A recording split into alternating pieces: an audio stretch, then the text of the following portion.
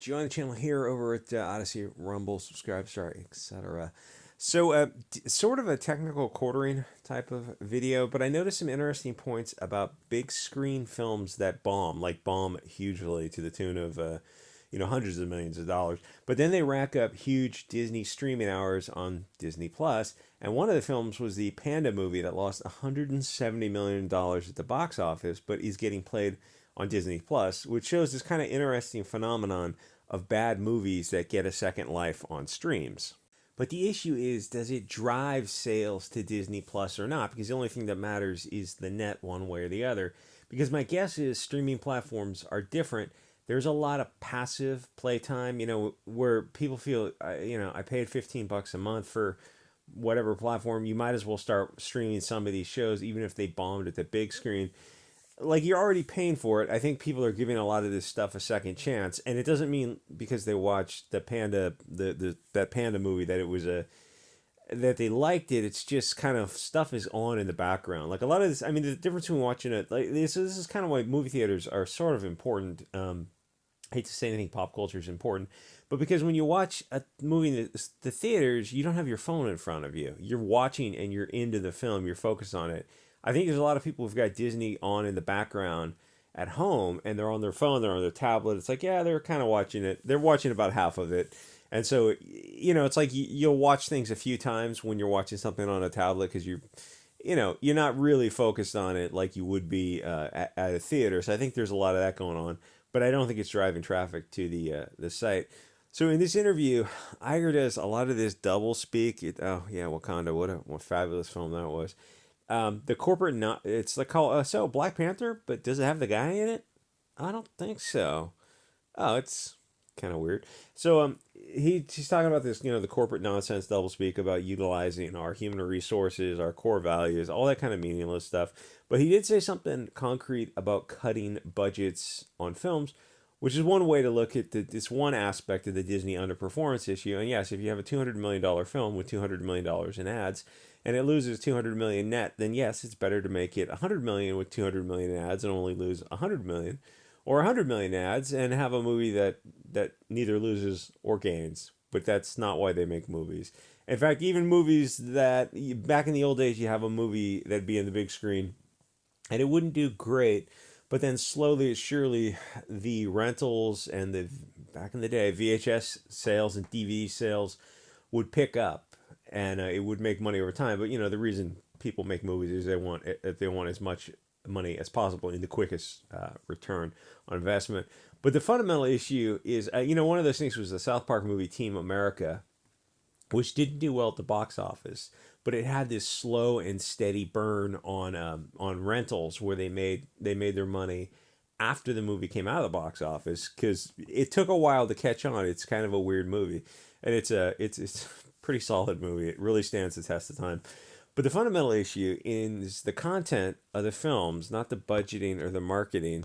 They're making films that people are not paying to watch because they're making cultural Marxist propaganda. So all they have to do is stop that.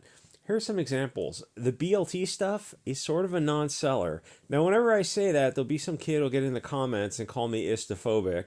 Like I've never heard that before, right? You're not telling me anything now. I'm not talking about the validity of it in the storytelling, only the pragmatic aspect of it. If you want to sell to the biggest audience, having two dudes kissing is going to chase the audience away because two dudes kissing is not something they want to support. That doesn't have to be an offensive statement. Different people are different. Oh, here's the Attorney Red. That's the name of the film, which keep in mind lost quite a bit of money. If you want them to tolerate your beliefs, then you're gonna have to tolerate their beliefs. That doesn't mean they want to watch the stuff that you want to watch. It just means that you're not actually going to war with each other. So the left wing seems to have this problem with different cultures that don't accept, I don't know, backhole respecting.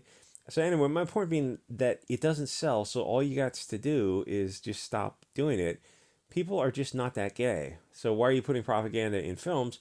Because it's pretty clear it's not for fiduciary reasons, it's for ideological reasons. I think it's important to get this stuff out in the open because this is cultural Marxism. These parasites are using the cattle's money to reshape society along their globalist beliefs. They're very bad people, and I wish more people would focus on these trillion-dollar industries and the power they have to brainwash society. And before you just let that idea wash away from you, start I don't think back over the decades and like the coevolution of Hollywood and America, and go back post-war and kind of track those two things together, the interaction between the two and which one's driving which ones. I don't think Hollywood is just a reflection. I think Hollywood is driving all this stuff. It's like, no, they never got the communists out of Hollywood. Hoover didn't get rid of the communists. They went to Hollywood and they just kept accelerating, accelerating, accelerating. And really, nowadays, we have no excuse to try to awaken people, because now we've got social media and alt social media to apply a little critical globalist theory to the vermin who are running these very harmful industries. So ultimately, they're not going to do anything to increase Disney sales, because to do that means they have to dial down the race swapping, mixing, the Poxwox BLT stuff, everything that is their alt left toxic agenda. They're not going to do that, so Disney can't do anything to increase sales. Well, I mean, they can do it from the opposite side of, like, you look at it, two things. You go, oh, we can cut the budget in the marketing. Yes, and yes, that will save you money.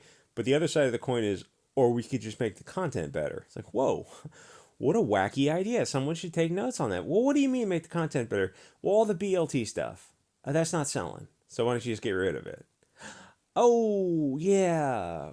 Perhaps you didn't get the memo. This is cultural Marxist Hollywood. We're in Hollywood to push that agenda. We're Bolsheviks. This is why the BLT stuff, it doesn't sell. Yes, that's an objectively true statement. And you're putting it in the movies anyway. Again, true. So it's not for financial issues. You're doing it for ideological issues. These are not. Aren't you breaching your duty of due care to the fiduciary, to your stockholders? Yeah, technically. I mean, if you want to take them to court, which I think one of the guys on the board is trying to get control away, but it's like Platzman or something like that. So there's Iger, there was Chapek, and then there's this other guy, Platzman, who's I guess he's got I don't know, a lot of shares there.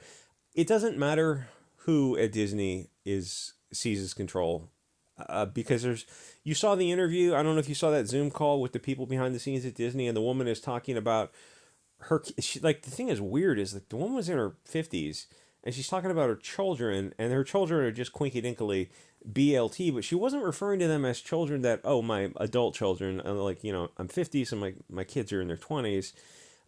She wasn't talking like that. She was talking about children like they were still children. So, like, when did you have them in your 40s or something? Which I guess isn't unheard of. I mean, as long as they're healthy, that's fine. But then she's talking about their sexuality. She was like, one is like trans, and one is, I don't know, something else, some kind of pan something, BLT something. So your kids, you're talking about your kids' sexuality to a million people. Why are you talking about your kids' sexuality? Why do kids even know about their sexuality when they're kids, and they're trans and they're pan and all this kind of stuff? So, like, that's not organic. That's not internal. It's humans, Homo sapiens sapien. It's all learned behavior. We don't have that didn't come from internally. That came from an external source. Like, can we just admit this stuff is coming from external? Kids model, if they see, listen, the schools are so effed. Like, there's no solution within the schools. As I keep saying, home schools or small schools, micro schools, neighborhood schools. I don't know how to teach. Well, it's really not that hard. You're talking about teaching kids. All you have to do is be a week ahead of them in the lesson plan. It's not rocket science. College might be rocket science, but at this level, it's really not.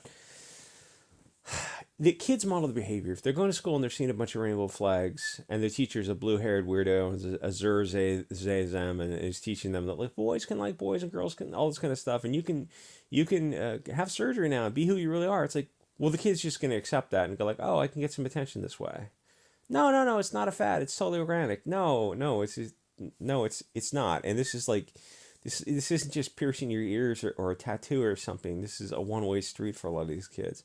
If the kids go to school and the teacher, every day in spring and summer, the teacher rolled up on a motorcycle, a little 250 dirt bike, lived over the hill or something, there would be an increased percentage of those kids who would buy dirt bikes as they hit their teenage years because they just model their behavior on their teachers. Like, it's true.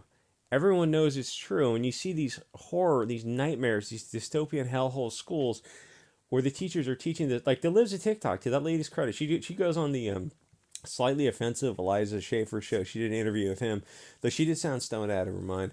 And they're talking about all this kind of stuff. And like, credit to her for pointing this stuff out. You look at those schools and thinking, oh, you're ruining millions of kids. You're brainwashing millions of kids into not reproducing. It's like, I feel like that was the goal the whole time. And you look at the schools, and you look at Disney and Amazon and Warner Brothers and all these other streaming and Cartoon Network. And you go, oh, these people are just like satanic. I mean, you look at the Grammys and go like, oh yeah, I guess they are satanic. I mean, for whatever value you want to define Satanism as, it's like, it seems like they kind of fit the bill.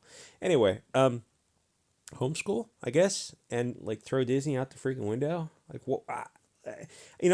There's still people who are still on board with Disney. It's like kind of why I still make these videos, and why other people, I think, or keep trying to bring attention to people to say, yeah, these are horrific monster companies teaching horrific things. It's important to keep making these videos and point out, oh yeah, maybe I should dump Disney. Oh, you think? This is what you're teaching. They're teaching your kids. This is like, they're all working together. Anyway, like, comment, subscribe, and I'll see you guys all next episode.